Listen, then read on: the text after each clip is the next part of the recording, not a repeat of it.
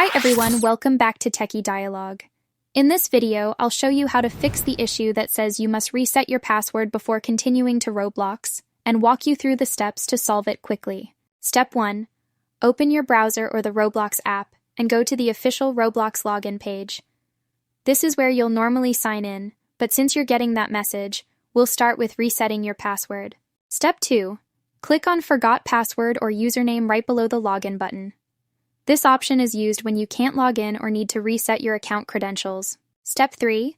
Enter the email address linked to your Roblox account, then click the Submit button. Roblox will send a verification code to your email. Step 4.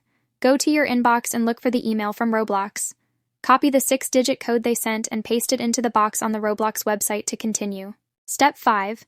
After verifying the code, you'll be taken to the Reset Password screen. Choose a new strong password, confirm it, and click Submit. Now you should be able to log in without seeing that reset message again. Thanks for watching, and don't forget to subscribe to Techie Dialogue for more helpful tutorials.